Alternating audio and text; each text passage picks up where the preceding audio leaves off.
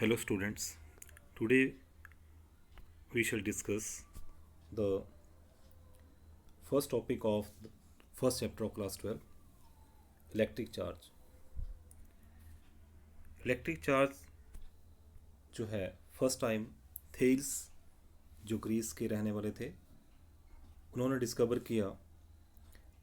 He found that when amber is rubbed with wool or silk, it has a property to attract the other objects, and amber and wood get opposite charges. मतलब amber और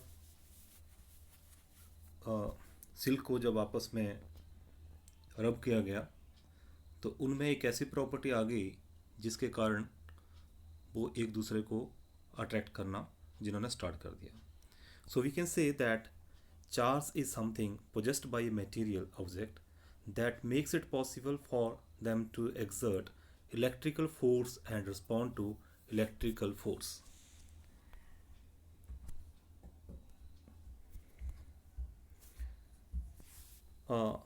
You might have seen the charges around you. For example जब हम birthday वगैरह पे balloon में हवा भरते हैं और उसको अपने ड्राई हेयर के साथ रब करके वॉल पे लगाते हैं तो वो वॉल से स्टिक कर जाता है. Attract there it gets the force of attraction. And similarly आपने छोटे क्लासेस में एक्टिविटी की होगी. हमारा जो प्लास्टिक स्केल होता है उसको अगर हम बूल से या अपने ड्राई हेयर से रब करते हैं then it starts attracting small bits of paper. इसका मतलब उसमें भी ऐसी प्रॉपर्टी डेवलप होगी जिसके कारण वो स्मॉल पेपर्स को अट्रैक्ट कर रहा है. तो इस सारे प्रोसेस को चार्जिंग बोलते हैं. जब भी इंसुलेटर में हम चार्ज क्रिएट करते हैं, चार्ज बनता है रबिंग से या किसी और कारण से, तो चार्ज जो है वो जिस प्लेस पे क्रिएट होता है वहाँ से वो पूरे इंसुलेटर में डिस्ट्रीब्यूट नहीं होता है. It means charge remains stationary in that case. So charge is at rest, so we can say it is static charge. सो जो ब्रांच फिजिक्स की स्टैटिक चार्जेस को डिस्कस करती है, उसके इलेक्ट्रिक फील्ड्स को और फोर्सेस को और इलेक्ट्रिक पोटेंशियल्स को डील करती है, उसको हम इलेक्ट्रोस्टैटिक्स बोलते हैं. So we can define electrostatics as it is the branch of physics which deals with charges at rest, the force between the charges and potential between the charges. तो basically electrostatics study है charges की which are at rest. Now kinds of electric charges. So basically we are having two types of charges, positive charge and negative charge. All of you know, you have studied in the lower classes also. Then methods of charging. So there are some methods of charging. The first one we can say the charging by friction. Charging by friction is also known as frictional electricity. Charging of friction का मतलब है, suppose हमारे पास एक glass rod है, उसको हम silk के साथ रब करते हैं. देन ग्लास रॉड जो है उसके ऊपर पॉजिटिव चार्ज आ जाता है और सिल्क का जो क्लॉथ है उसके ऊपर नेगेटिव चार्ज आ जाता है. तो जो भी सब्सटेंस इलेक्ट्रॉन लूज करता है उसके ऊपर पॉजिटिव चार्ज आता है, जो सब्सटेंस इलेक्ट्रॉन गेन करता है उसके ऊपर नेगेटिव चार्ज आ जाता है. So here we can say glass is positively charged and silk is negatively charged. Same case with ebonite rod. When rubbed with phenyl, the ebonite gets negative charge and phenyl get the positive charge. Now अब ये charge जो है किसके ऊपर positive आएगा, किसके ऊपर negative आएगा, ये डिपेंड करता है कि रबिंग के दौरान किस मटेरियल ने इलेक्ट्रॉन लूज़ किए और किस मटेरियल ने इलेक्ट्रॉन गेन किए. तो ये हर एक मटेरियल की अपनी प्रॉपर्टी है किस मटेरियल पे कौन सा चार्ज आएगा उसके लिए हमारे पास कुछ मटेरियल्स हैं जिसकी सीरीज़ बनाई है।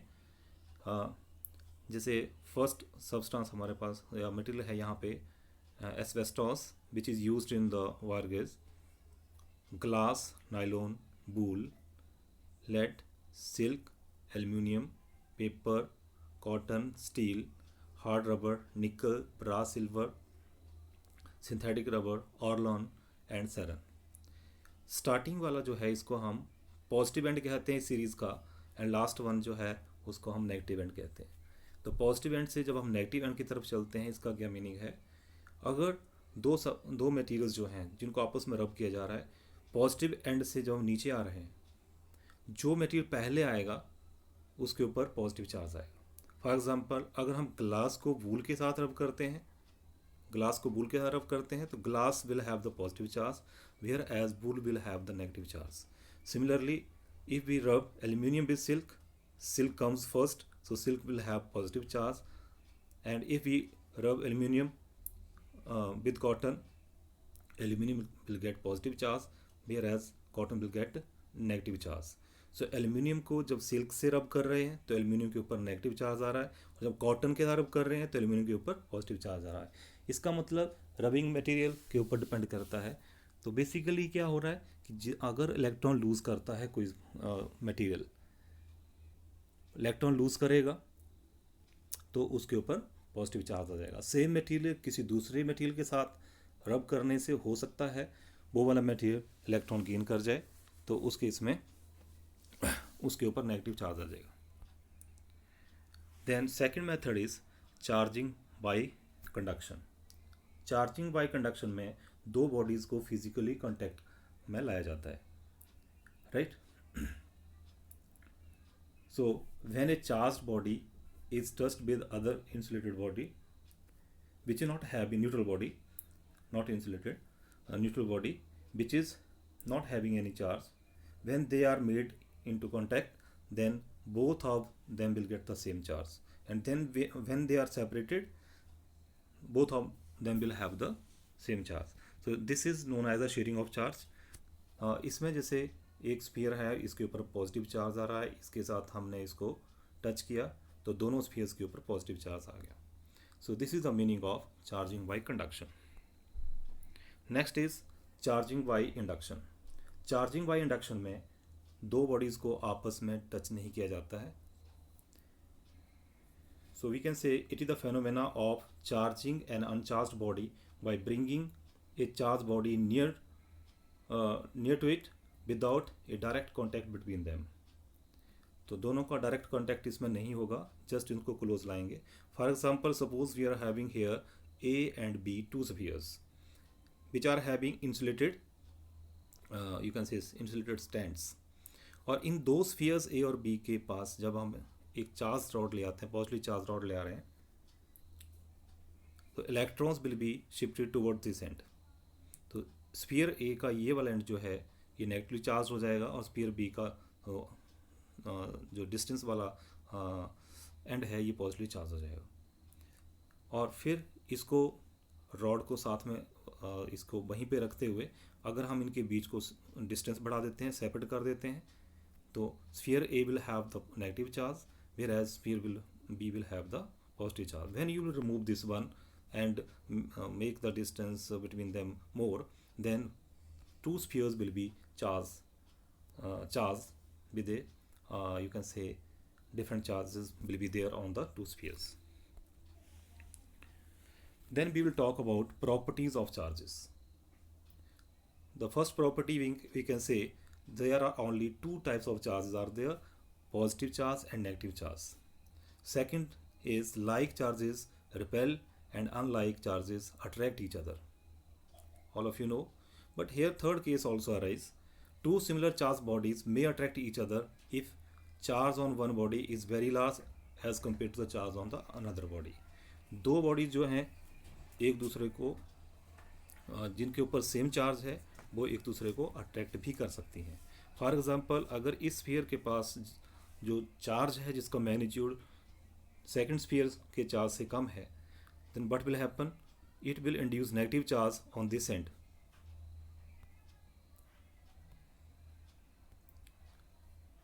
it will have the negative charge on this end. So here force of attraction will be there, which is F1, and force of repulsion will be also there, F2. If F1 is more, then these two spheres will be attracted. इसका मतलब दो like charges एक दूसरे को attract भी कर सकते हैं. ए चार्ज्ड बॉडी में अट्रैक्ट न्यूट्रल बॉडी. जैसे हमने केस देखा स्केल को रब करके स्मॉल बिट्स ऑफ पेपर वो अट्रैक्ट करता है. तो bits of paper are actually neutral bodies. So when the charged body is brought near the neutral body, what happens? It also induces a charge. For example, here this sphere is inducing charge here, and force of attraction is being produced there. So this is known as, you can say, finally we can say the charged body may attract a neutral body also. Next property is quantisation of charge. Quantisation of charge means किसी भी body के ऊपर जो charge होगा वो basic unit of charge which is the charge on the electron उसका integral multiple होगा. Charge on electron 1.6 into 10⁻⁹ coulomb. So total charge on a body will be equal to Q is equal to N into E, where N is any integer 1 2 3, or you can say integer may be -1 -2 -3 and so on.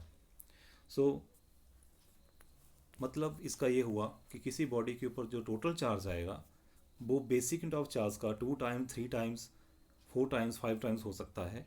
ये 3/2 times नहीं हो सकता, fraction में नहीं हो सकता. Although charge is 1.6 into 10⁻⁹ coulomb, but charge body के ऊपर जो चार्ज होगा that will be equal to some integer multiplied by the basic unit of charge. So we can say Q is equal to some integer into basic unit of charge E. So we can say the charge exist in discrete packets rather than in continuous amount on the body. Then additive nature of charge.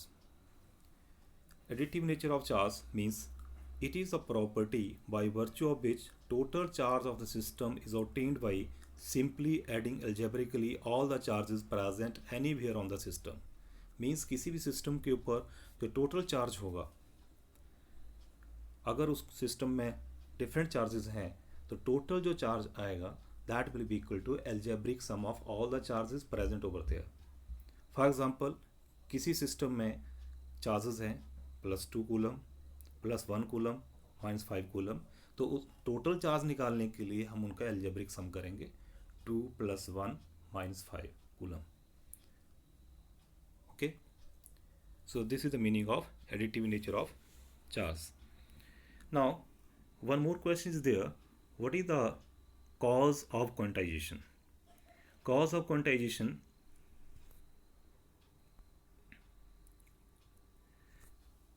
what is the cause of quantization? Charge किसी body पे आ रहा है, किसके कारण आता है? either by losing electron or by gaining electrons. Since the electrons cannot be lost or gained in fractions, so charge can not be in fraction. Total charge जो होगा वो फ्रैक्शन में नहीं होगा, क्योंकि इलेक्ट्रॉन्स और इलेक्ट्रॉन जो गेन करेगी बॉडी या लूज़ करेगी वो होल नंबर में करेगी. 5 इलेक्ट्रॉन लूज़ करेगी एक, तो दूसरी 5 इलेक्ट्रॉन गेन करेगी. So this is the main cause of quantization. 6 is conservation of charge. Conservation of charge means it is the property by virtue of which the total charge of the isolated system always remains constant और conserved. किसी भी system के ऊपर जो total charge आएगा that is always conserved. और ये conservation क्यों होगा? क्योंकि जितने इलेक्ट्रॉन लूज़ करेगा, एक बॉडी लूज़ करेगी, दूसरी बॉडी उतने इलेक्ट्रॉन गेन करेगी, तो नेट चार्ज सेम रहेगा. Now the question is how to find out the force between the two charges. दो चार्जेस के बीच में कितनी फोर्स होगी उसको डिफाइन, उसके लिए फार्मूला निकाला गया by coulomb, which is known as Coulomb's law. So it gives the force between the 2 point electric charges. So according to Coulomb's law, what happens? The force of interaction, here interaction is important. Interaction means the force of attraction or force of repulsion between the 2 point charges is directly proportional to the product of the charges and inversely proportional to the square of distance between them and acts along the line joining the two charges. Means suppose हमारे पास दो charges हैं Q1 और Q2 and they are separated by is distance r. According to Coulomb, this force of interaction between them is directly proportional to product of Q1 and Q2. So F is directly proportional to Q1 and Q2 and F is inversely proportional to R square, that is the square of the distance between them. So formula becomes F is equal to K Q1 into Q2 by R square, where K is known as the electrostatic constant and its value depends upon the nature of the medium and the system of units. In free space, that is in air or in vacuum, and in SI system, K is equal to 1 by 4 pi epsilon naught is equal to 9 into 10 to the 9 Newton meter square Coulomb minus 2, where this epsilon naught E naught or epsilon naught is called absolute electrical permittivity of free space. इसको हम absolute electrical permittivity of free space बोलते हैं और इसकी value है E naught is equal to 8.85 into 10 to minus 12 Coulomb square Newton minus 1 meter minus 2. But in CGS system, K is having the value 1 only. Dimensions and units all can be also calculated by using the formula. Then units of charge. SI unit of charge is Coulomb. Now how much a Coulomb will be? एक coulomb कितना charge होगा? Suppose हमारे पास दो equal charges हैं और same charges हैं. अगर वो एक दूसरे के ऊपर 9 इंटू 10⁹ न्यूटन की फोर्स लगा रहे हैं, सेम चार्जेस हैं, सेम टाइप के चार्जेस हैं, इक्वल चार्जेस हैं, तो obviously there will be repulsion. तो अगर वो 9 इंटू 10⁹ न्यूटन की फोर्स के साथ एक दूसरे को रिपेल कर रहे हैं, तो उनके ऊपर जो चार्ज होगा, जो चार्जेस हमने लिए हैं, वो 1 कूलम होगा. So we can define 1 coulomb is that charge which when placed at a distance of 1 meter from an equal and similar charge in vacuum would repel it by a force of 9 into 10⁹ Newton. In CGS system, the unit is stat coulomb or electrostatic unit, and 1 coulomb equals to 3 into 10⁹ stat coulomb. So this is the units of charge. Then I have also designed some assignments for you. 10 MCQs, then short answer type questions 5 and 5 very short answer, then long answer type questions 4. So please try to solve these also. And इन सारे के आपने लिखना है, notes बनाने हैं, जो भी query होगी आपने लिखनी है, मेरे को बतानी है और असाइनमेंट को पूरा करने की कोशिश करनी है. Thank you.